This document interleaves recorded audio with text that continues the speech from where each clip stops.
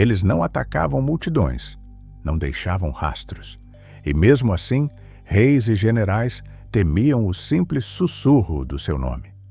Hoje você vai descobrir quem foram os Hashashin e por que essa história não fala apenas de assassinatos, mas de poder, medo e escolhas humanas que atravessam séculos. Eu sou Ivan Lucas e você está no Folclores e Lendas pelo Mundo. Entre os séculos XII e XIII, o Oriente Médio vivia um período de intensas disputas políticas e religiosas. Impérios, califados e sultanatos se fragmentavam, enquanto cruzadas, rivalidades internas do Islã e lutas territoriais criavam um cenário instável. Segundo muitos historiadores, esse ambiente favoreceu o surgimento de grupos que precisavam sobreviver não pela força bruta, mas pela estratégia. Pequenas comunidades, cercadas por potências militares maiores, desenvolveram formas alternativas de resistência. É nesse contexto que surgem os Hashashin, não como uma seita isolada do mundo, mas como parte de um tabuleiro político complexo. Daqui a pouco, você vai entender por que esse grupo era pequeno e, mesmo assim, temido. Os Hashashin pertenciam a um ramo específico do Islã, os Nizaritas Ismaelitas, uma vertente minoritária dentro do islamismo xiita. Nem todos os pesquisadores concordam sobre como esse grupo era visto internamente, mas há registros que sugerem que eles se organizavam de forma altamente disciplinada, com forte identidade religiosa e política. É importante deixar claro, Hashashin não era o nome que eles usavam para si mesmos. Essa designação veio de fora, principalmente de inimigos. Hassan e Sabah foi o líder mais associado aos Hashashin.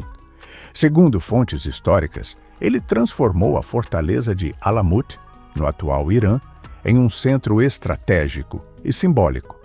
Alamut não era apenas uma base militar. Para muitos estudiosos, ela funcionava como um símbolo de autonomia, disciplina e resistência. Localizada em uma região montanhosa, a fortaleza representava isolamento, mas também controle. Diferente de exércitos tradicionais, os Hashashin não buscavam batalhas abertas. Seus ataques eram cirúrgicos, direcionados a líderes políticos, militares ou religiosos específicos. Segundo registros, esses assassinatos eram públicos e simbólicos, não para espalhar caos, mas para enviar uma mensagem. O objetivo não era matar muitos, era assustar poucos para controlar muitos. Aqui está um ponto crucial. O terror praticado pelos Hashashin era calculado. Para muitos estudiosos, o medo funcionava como uma arma psicológica. A simples possibilidade de um ataque já era suficiente para forçar negociações, recuos ou alianças. Isso levanta uma leitura simbólica poderosa. O medo nem sempre precisa se concretizar para controlar comportamentos.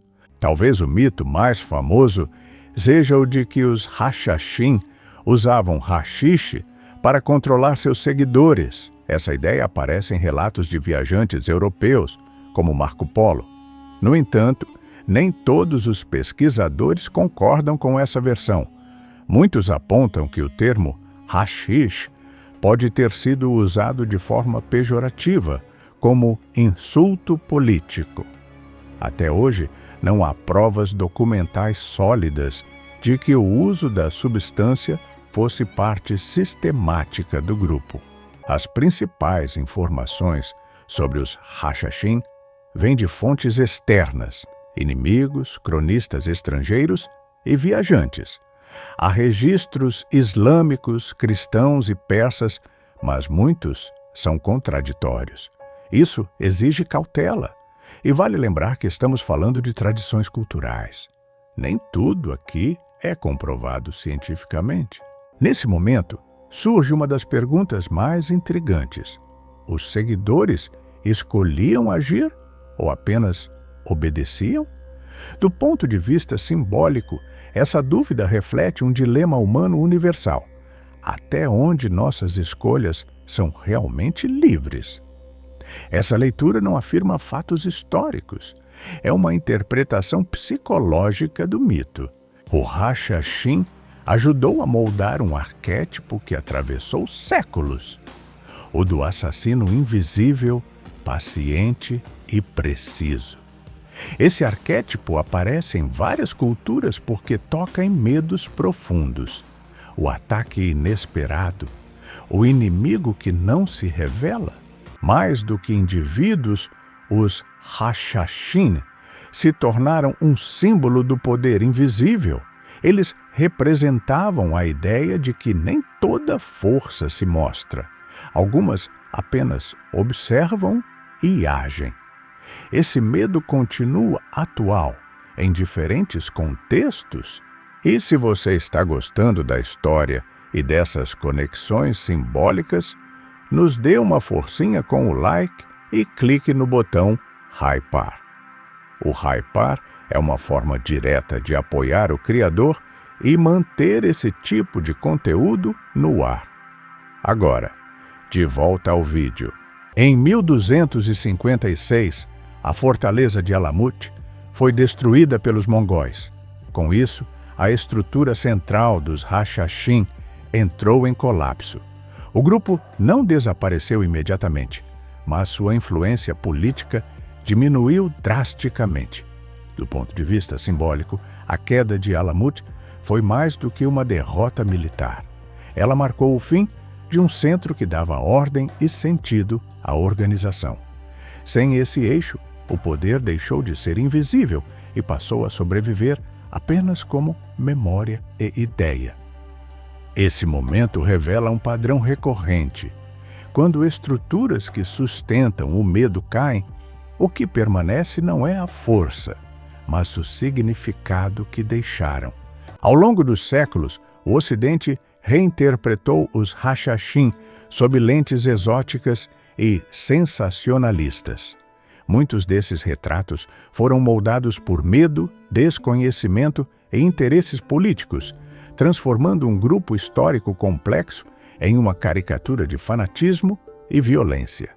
Por isso, esses relatos dizem mais sobre a mentalidade de quem os escreveu e sobre como o Oriente era visto do que sobre os Hashashin reais, que existiram dentro de um contexto específico de disputas, crenças e sobrevivência. Os Hashashin aparecem em filmes, séries, games, livros e quadrinhos. No filme Assassin's Creed, de 2016, os Hashashin são reinterpretados como uma ordem secreta que atravessa séculos, lutando para proteger o livre-arbítrio humano. A obra transforma elementos históricos em uma narrativa de ficção épica, usando o grupo mais como símbolo de resistência e escolha do que como retrato fiel de sua existência real. Já na série Marco Polo, os Hashashin aparecem cercados por mistério, exotismo e violência silenciosa, reforçando a imagem de uma seita secreta e implacável. Essa representação bebe de relatos medievais europeus e privilegia o impacto dramático, mais interessada em criar tensão narrativa do que em reproduzir com precisão o contexto histórico dos Nizaritas. Na franquia de jogos Assassin's Creed, os Hashashin são reimaginados como uma irmandade ancestral dedicada a proteger o livre-arbítrio contra o controle absoluto. O jogo mistura fatos históricos, lendas e ficção para criar um mito moderno, transformando o grupo em símbolo de escolha, identidade e resistência, mais do que em uma representação fiel da história real. Na literatura, os Hashashin costumam surgir como figuras cercadas de mistério e disciplina absoluta, frequentemente retratados como assassinos fanáticos ou membros de uma ordem secreta. Essas representações, inspiradas em relatos medievais e visões orientalistas, priorizam o simbolismo do medo e do poder invisível mais do que a complexidade histórica do grupo real. E nos quadrinhos, a influência dos Hashashin aparece de forma indireta em grupos como a Liga das Sombras, do universo Batman, que herda a ideia de uma ordem secreta, disciplinada e invisível, usando o assassinato seletivo não como caos, mas como instrumento ideológico de controle e correção do mundo. Em todas essas versões, os Hashashin sobrevivem menos como história e mais como símbolo. Mas vale lembrar que obras de ficção reinterpretam mitos, não substituem fontes históricas ou acadêmicas. No fim, os Hashashin continuam nos fascinando porque falam de poder, medo e identidade. Eles nos lembram que nem toda força é visível e que escolhas, quando feitas dentro de sistemas rígidos, têm consequências profundas. Chegamos ao final de mais um vídeo. E se este vídeo ajudou você a entender melhor quem foram os Hashashin, ou fez você olhar para essa história com mais curiosidade, considere se inscrever no nosso canal, curtir o vídeo e ativar o sininho de notificações. Compartilhe também com alguém que gosta de mitologias, folclores e histórias. E me conta aí nos comentários, você acha que o medo nasce mais da violência em si ou da sensação de que o poder pode agir sem ser visto? Seu comentário, like e compartilhamento ajudam muito o nosso canal a crescer e mostra ao YouTube que o nosso conteúdo é relevante. E se quiser apoiar ainda mais, temos o botão Hypar, o Valeu Demais. Além do nosso clube de membros, é só clicar no botãozinho Seja Membro. Mas se não puder agora, tudo bem, o seu like já ajuda muito. Obrigado por estar com a gente e nos vemos no próximo vídeo aqui em Folclores e Lendas pelo Mundo.